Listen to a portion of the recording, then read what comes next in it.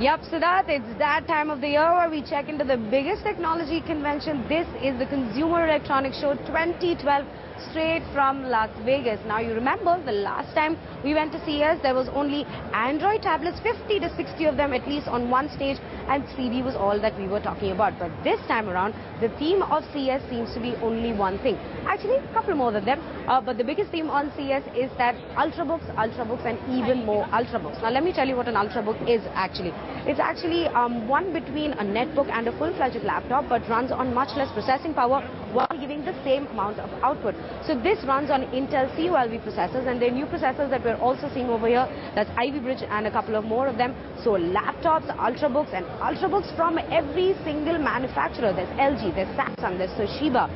Everybody's jumping onto the Ultrabook bandwagon.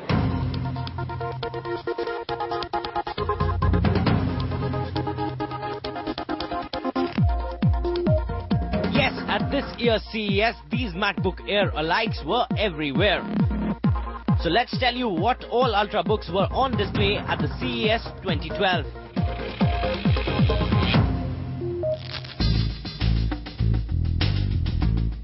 First was the Samsung Series 5 Ultrabook. Packing an Intel Core i5 processor, the Samsung Series 5 Ultra is a small but perfectly formed Ultrabook.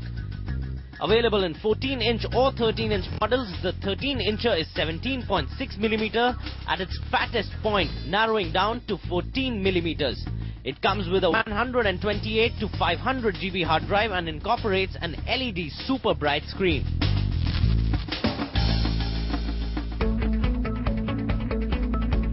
Next comes the HP Envy Spectre. This Ultrabook is a little bigger than your average Ultrabook and a little fatter too. With a Core i5 or i7 processor and 128 GB of hard disk inside, HP claims a 9-hour battery life on the Spectre, and that's really the only appeal about it. Third comes the Toshiba Protege Z835. This is one gorgeous looking Ultrabook from Toshiba. It sports second generation Intel CPU ranging from i3 all the way up to i7. It's also very thin at 15.9mm, but solid because of its magnesium alloy exoskeleton. And the last Ultrabook that grabbed some eyeballs at the CES this year was the Lenovo IdeaPad Yoga. The 360-degree hinge on this computer allows you to flip and fold to be used as a notebook, a tablet, or in a tent card display mode. No wonder they gave it the name Yoga, given its flexibility. But Ultrabooks weren't the only gadgets that made news at the CES. There were also some other interesting gadgets as well, like the new Samsung Wi-Fi camera.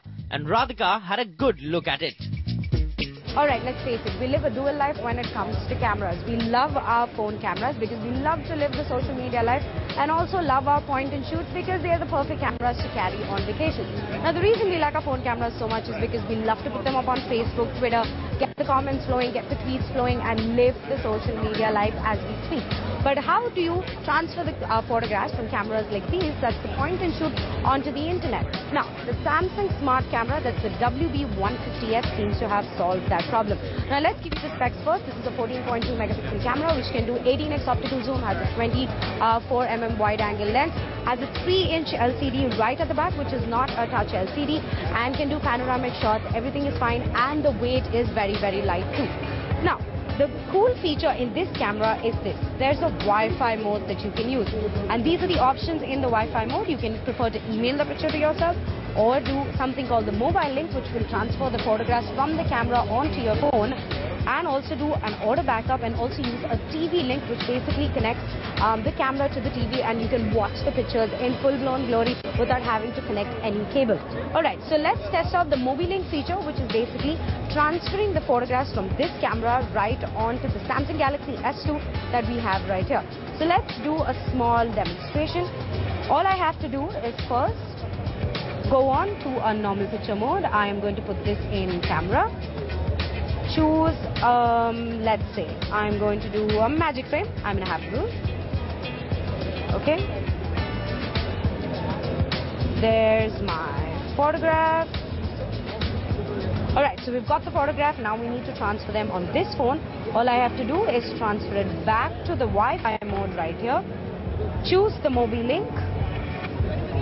Alright, so now we've got the phone and the camera linked up.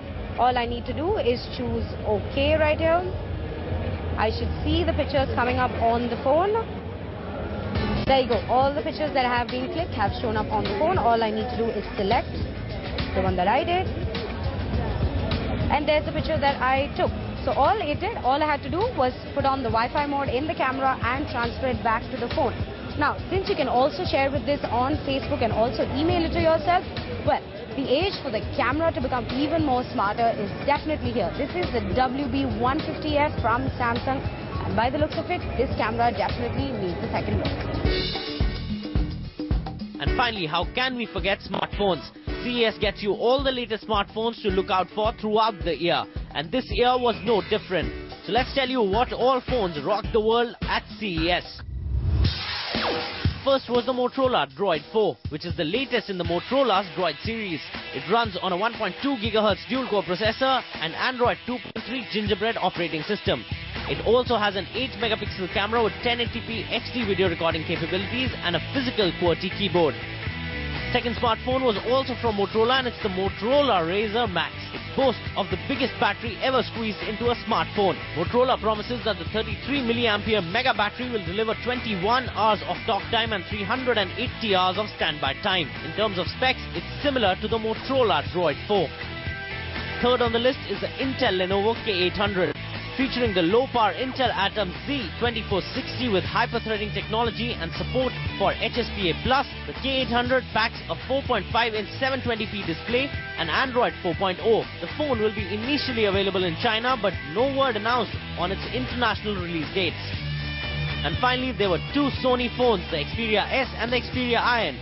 Radhika was caught playing with the phone, so let's see what she had to say about them.